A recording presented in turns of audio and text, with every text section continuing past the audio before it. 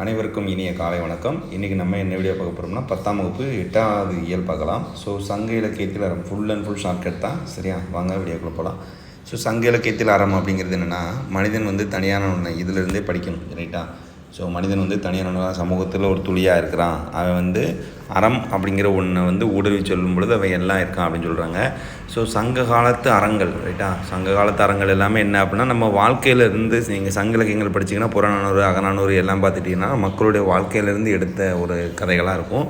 ஆனால் இதை வந்து நீங்கள் நம்ம சங்க காலத்துக்கு பின்னாடி வந்த அற இலக்கிய காலம் அப்படின்னு சொல்லுவாங்க. அந்த இது எல்லாமே என்ன அப்படின்னு கேட்டிங்கன்னா, இந்த சிலப்பதிகாரம், மணிமேகலை, ஸோ இதெல்லாம் ஐம்பெருங்காப்பியங்கள், ஐஞ்சிருங்காப்பியங்கள், இது எல்லாமே என்ன அப்படின்னு கேட்டிங்கன்னா அற இலக்கியங்கள் தான். அதாவது காப்பியங்கள். சரியா? ஸோ அது எல்லாமே என்ன அப்படின்னா சமயங்கள்லேருந்து இரவல் கொண்டது அப்படிங்கிற இதை வந்து சொல்லியிருப்பாங்க அங்கே. அதுக்கப்புறம் வேறு என்ன அப்படின்னா, ஸோ கவிதை வாழ்க்கையின் திறனாய்வு அப்படின்னு யார் சொல்லியிருக்கா அப்படின்னு கேட்டிங்கன்னா ஆர்னால்டு சொல்லியிருக்கா. ரைட்டா? ஸோ கவிதை வாழ்க்கையின் திறனாய்வு அப்படின்னா, ஸோ கவிதாவை வாழ்க்கையில் அடையணும் அப்படிங்கிறது தான் நான் தன்னுடைய எய்ம். அதனால் அர்னால்டுனாக உடம்பு பாடி போட்டுருக்கணும். அப்போ கவிதை அப்படின்னாலே கவிதை வாழ்க்கையினாலே கவிதா வாழ்க்கையின் அப்படின்னு அவசியம்னா அர்னால்டு ஞாபகம் வச்சுக்கலாம். ஸோ அடுத்து பாருங்கள், வேறு ஒன்றும் இதில் தேவையில்லை. இங்கே பாருங்கள், ஸோ இம்மைக்கு செய்தது மறுமைக்கு ஆமேனும். ரைட்டா? அதாவது நம்ம என்ன செய்யக்கூடாது, இன்றைக்கி ஒரு ஹெல்ப் பண்ணால் நாளைக்கு நம்ம ஹெல்ப் பண்ணுவோம் அப்படின்னு நினச்சி நம்ம ஹெல்ப் பண்ணக்கூடாது அப்படின்ட்டு சொல்லியிருக்காங்க. இதை யார் சொல்கிறா அப்படின்னு கேட்டிங்கன்னா, சங்ககால ஒருத்தர் வந்து ஏணிச்சேரி முடமோசிகனார் அப்படிங்கிறவர் சொல்லியிருக்காரு. ஸோ இம்மைக்கு செருவது மறுமைக்கு ஆமனும் அறவிலை வணிகன் ஆயாளன் அப்படின்ட்டு. ரைட்டா? ஆய் அப்படிங்கிற மன்னன் வந்து என்ன செய்ய மாட்டானா, குருதி எதிர்ப்பை வந்து பார்த்து செய்ய மாட்டான் அப்படின்னு சொல்கிறாங்க. ஸோ இது என்ன ஷார்ட்கட் அப்படின்னா, நம்ம இன்றைக்கி ஒருத்தனுக்கு ஏணி போட்டு இன்றைக்கி நம்ம ஒரு ஹெல்ப் பண்ணி ஏணி போட்டு ஏற்றி விட்டோம் வாழ்க்கையில் அப்படின்னா, அவன் நாளைக்கு நம்மளுக்கு ஹெல்ப் பண்ணுவான் அப்படின்னு நினைக்கக்கூடாது அப்படின்னு சொல்கிறாரு. ரைட்டா?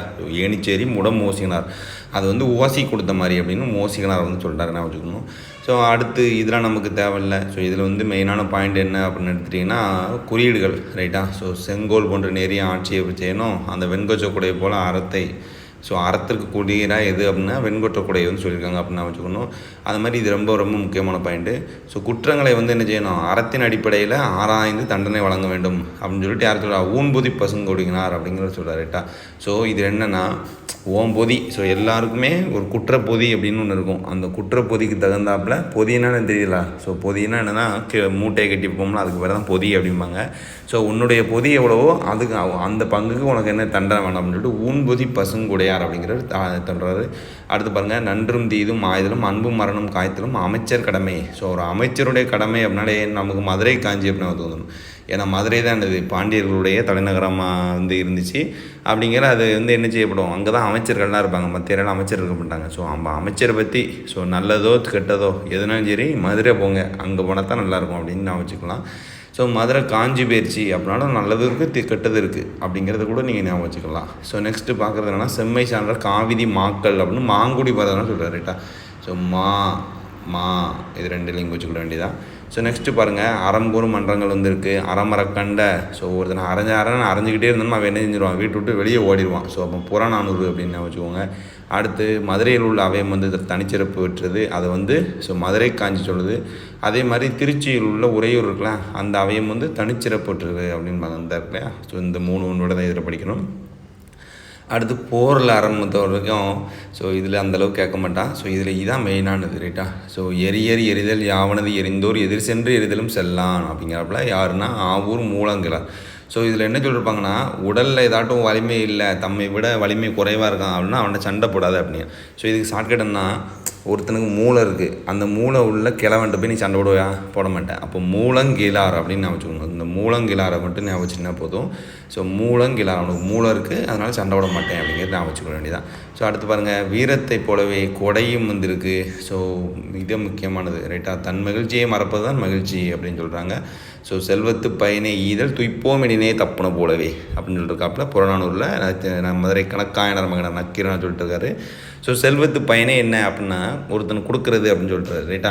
அடுத்தவனுக்கு கொடுத்துட்டே இருந்தால் நம்ம இந்த காலத்தில் என்ன செய்யணும், நக்கிட்டு போக வேண்டியதான் ஷார்ட்கட்டு. சரியா? ஸோ அப்போது நக்கீரனார் அப்படின்னா செல்வத்து பயனை ஈதல்.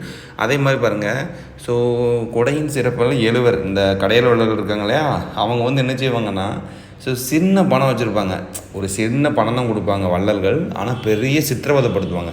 அதனால் அவங்களுடைய கொடைப்பெருமை எதில் இருக்குது அப்படின்னா, ஸோ சிறுபானாற்றுப்படையிலும் பெருஞ்சித்திரனார் பாடலும் வந்து குறிப்பிடப்பட்டிருக்கு அப்படிங்கிறத நான் வச்சுக்கணும். ஆட்சிப்படை இலக்கியங்கள் வந்து குடை இலக்கியங்களாகவே இருக்குது.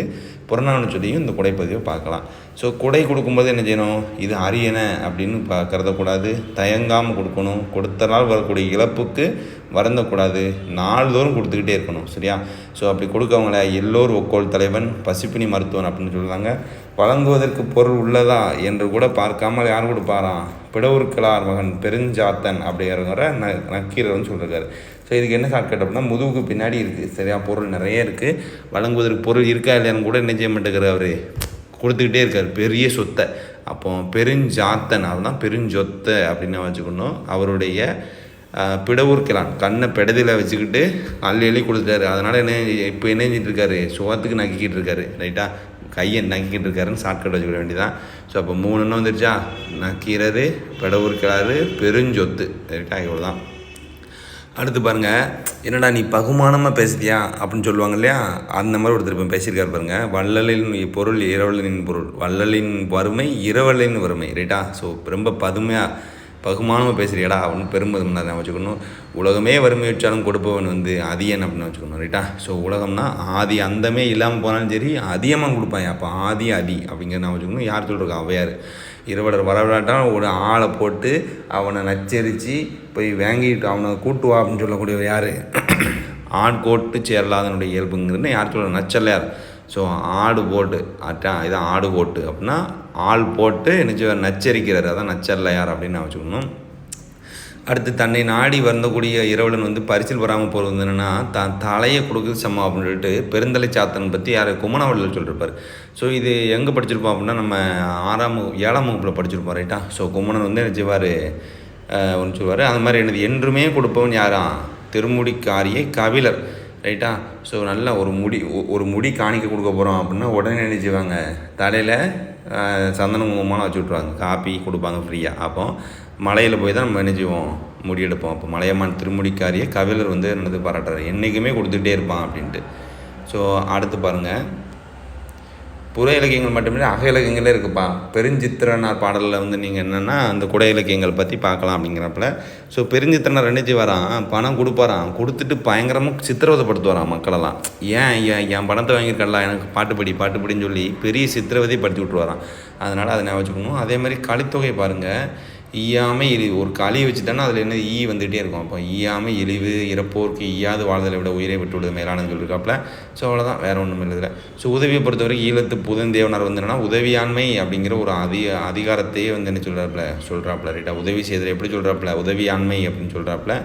ஸோ அடுத்து பாருங்கள், பிற நோயும் தம் நோய் போல் போற்றி அறநறிதல் சான்றவர்க்கு எல்லாம் கடன் அப்படின்னு கலித்தொகை சொல்லுது. ரைட்டா? ஸோ அடுத்தவன் களியையும் தன்னோட களியை நினச்சி சாப்பிடணும்னு நினைக்கக்கூடாடா வெண்ணை அப்படின்னு கலித்தொகை சொல்லுது. ரைட்டா? ஸோ நெக்ஸ்ட்டு பாருங்கள், இதை கலித்தொகைனால நல்ல வந்துடும். ஸோ பாருங்கள், உண்மையான செல்வம் என்பது பிறர் துன்பம் தீர்ப்பதான நல்வேட்டனார். ஸோ இது நம்ம பார்த்துருப்போம். ரைட்டா? ஸோ எங்கன்னா 10ஆம் வகுப்பு பழைய புத்தகத்தில் இருக்குது இந்த பாட்டு. சான்றோர் செல்வம் என்பது சேர்ந்தோர் புன்கண் அஞ்சும் அன்பின் மென்கண் செல்வம் என்பதுவே அப்படின்னு நற்றினை சொல்லிருக்கு. ரைட்டா?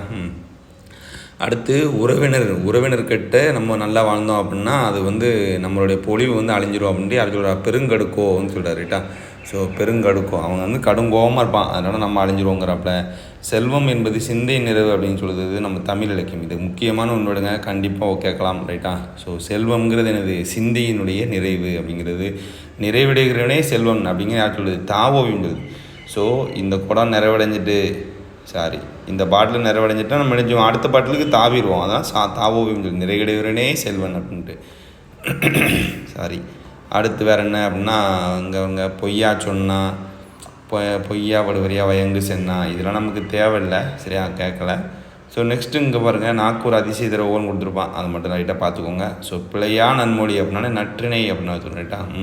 ஸோ நல்ல திணை வாங்கினோம்னா குலையாது. ரைட்டா? ஸோ அந்த பிழையா அப்படிங்கிறத நம்ம என்ன செய்யணும், குலையா அப்படின்னு வச்சுக்கணும். ரைட்டா? குலையாது அப்படின்னா வச்சுக்கணும். ஸோ நெக்ஸ்ட்டு பார்க்குறது என்னென்னா, நிலைப்புடைய பெயர்ந்தாலும் நினைச்சக்கூடாது, பொய் சொல்லக்கூடாது அப்படின்னு சொல்லுது. ரைட்டா? ஸோ இது கூட நீங்கள் ஒரு கூற்று காரணங்களை கூட கேட்க வாய்ப்பு இருக்குது. சங்க இலக்கியங்கள் மட்டும் அறங்கள் ஒரு மனிதன் தனியாகவும் இதுதான் முக்கியமான ஒன்று. அதாவது ஸோ நாம் சிந்திக்காமல் அடுத்தவன் சொல்லி கேட்கக்கூடிய அறம் வந்து என்னென்னா 3வது, அடுத்தவனாலே தேர்டு பார்ட்டி. ஸோ அப்போ 3வது தரமானது சிந்தித்து செயல்படுவது அறம். ஸோ நம்மளை தாண்டி நம்ம மூளை சிந்திக்க, அப்போ மூளை. ஆனால் இயல்பாகவே வருவது தான் என்னது, நம்ம முதல் அறம், இந்த அறம் தான் இது சங்க இலக்கியங்கள் காட்டுது அப்படிங்கிறாங்க. ஸோ போதி தர்மர்னா யாருப்பா? போதி தர்மர் அப்போ 6 அப்படின்னு வச்சுக்கோங்க. 6ஆம் நூற்றாண்டில் ஸோ காஞ்சியில் ஒரு சிற்றரசர் என்ன செய்கிறாரு? போதி தர்மர் அப்படிங்கிறது என்னது? சமய பெயர் பூண்டு எங்கே போகிறாரு? சீனாவுக்கு போகிறாரு. சீனாவுக்கு போயிட்டு பௌத்த மத தத்துவத்தின் ஒரு பிரிவை போதிக்கிறாரு. அதான் ஜென் தத்துவங்கிறாங்க. அது இப்போ எங்கெல்லாம் இருக்குது? சீனா மற்றும் ஜப்பானில் இருக்குது. அவ்வளோதான். போதி தர்மருக்கு யார் கோயில் கட்டி வளங்க வரா அப்படின்னு கேட்பாங்க. சீனா ஜப்பான் போடுவாங்க. ஸோ நீங்கள் ஒன்று நினைச்சக்கூடாது, ஜப்பான் அடிச்சிடக்கூடாது, சீனாவை தான் போடணும். ரைட்டா? அப்படின்னா வேணுகோபாலன் அப்படின்னு வச்சுக்கணும். ஸோ ஞானம் வேணும்ப்பா. அப்போ ஞானம் வேணும்னா என்ன செய்யணும்? கடவுள்கிட்ட கேட்குறாரு. உடனே என்ன செய்கிறாரு அவர்? ஸோ ஞானம் வேணுமா? 6 மணிக்கு எந்திரி. ஸோ மணிப்பூர் இம்பிரியல் பொறியியல் கல்லூரியில் இணைஞ்சிருக்காரு. இவர் வேலை பார்த்துருக்காரு. அடுத்ததாக என்ன செய்கிறாரு? ஆற்றுல போய் குளிக்கணும். ஸோ திருவையாற்றில் இவர் இணைஞ்சிருப்பார், பிறந்திருப்பார். அடுத்து என்ன செய்யணும்? ஒரு மீட்சி விண்ணப்பம் எழுதணும். சரியா? ஸோ எழுத்து கால புது கவிஞர்கள் ஒருவர் அப்படிங்கிறத சொல்லியிருப்பாங்க. அந்த மாதிரி வேறு என்ன மீட்சி விண்ணப்பம் அப்படிங்கிறது இருக்கா? ஸோ இவ்வளோ தான் இவருக்கான ஷார்ட்கட், வேறு ஒன்றுமே இல்லை. கோடை வயல் அப்படின்னு நான் வச்சுக்கணும். ஸோ இதில் என்ன அப்படின்னா, ஸோ சாதகத்தின் கதவுகளுக்கு பெயிண்ட் அடித்தேன், தூசியை துடைச்சேன், எல்லாமே செஞ்சேன், தூரிகையை வச்சுருந்தேன். ஆனால் காலமனும் கட்டரும் வந்து என்னென்னா எனக்கு செஞ்சுக்கிட்டே இருந்தது. அறப்பணி ஓய்வதில்லை. இது மட்டும் ஞாபகம் வச்சுக்கிடணும். ஸோ வேறு ஒன்றும் தேவையில்லை. கோடை வயல் வேணுகோபாலன் முடிஞ்சது. ஸோ நெக்ஸ்ட்டு பார்க்க போகிறது என்னென்னா காலக்கணிதம் பொறுத்த கண்ணதாசன் பொறுத்த வரைக்கும் CCC கண்ணதாசன். ஸோ இவரை பொறுத்த வரைக்கும் எல்லாமே தெரியும் நமக்கு. இதில் மெயினானது வந்து இதான் மாற்றம் எனது மானிட தத்துவம், மாறுமுலகின் மகத்துவம் அறிவேன், எவ்வளவு எதுவுமே என்பது ஏகுவன் சாலை. ரைட்டா? ஸோ இதை நான் வச்சுக்கிட வேண்டியதான். ஸோ நெக்ஸ்ட்டு இவருடைய வந்துடலாம் வாங்க. ஸோ பாருங்கள், காலக்கணிதம் அப்படிங்கிற பாடப்பகுதி விட்ருங்க. CCC கண்ணதாசன். ஸோ சிவகங்கை மாவட்டம் சிங்கமுனியை சேர்ந்தவர். ஸோ செத்த பிறகு விசாரித்து என் கண்ணை கொடுங்க, யார் காட்டும் அப்படின்னு கண்ணதாசன் சொல்லியிருப்பார். ரைட்டா? அப்போ சாத்தப்பன் விசாலாட்சி அப்படிங்கிறது அவங்களுடைய அம்மா அப்பா பேர். ஸோ கண் கலங்கிருச்சு. அவர் என்ன செய்கிறாரு? முதல்ல ஒரு பாடல் எழுதி படிக்கிறாரு. எப்போவும் 1949. ரைட்டா? ஸோ நம்ம குடியரசு ஆக போகிறோம், அதை நினச்சி ஒரு பாட்டு எழுதுறாரு 1949 முந்தின வருஷம். அப்படி எழுதினோடனே கண் கலங்கிருச்சு. உடனே கலங்காதிரு மனமே அப்படின்னு அதுக்கு தலைப்பு கொடுத்தாரு.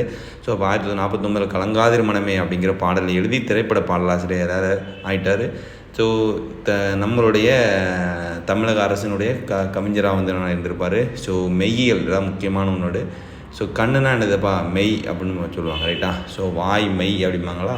அந்த மாதிரி மெயினாக எனது உடல்னு வரும் நமக்கு. ஸோ இருந்தாலும் இங்கே நம்ம கண்ணுன்னு வச்சுக்கிட வேண்டியதான். ஸோ சாகித்யம் ஒரு இதுக்குப்பா சேரமான் காதலி. ரைட்டா? ஸோ 2 லவர் இருக்காங்கன்னா கண்ணும் கொள்ளையடித்தாள் காதல் என்று அர்த்தம்.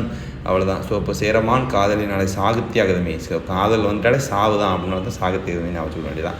ஸோ வேறு ஒன்றுமே இதில் முக்கியமானது இல்லை.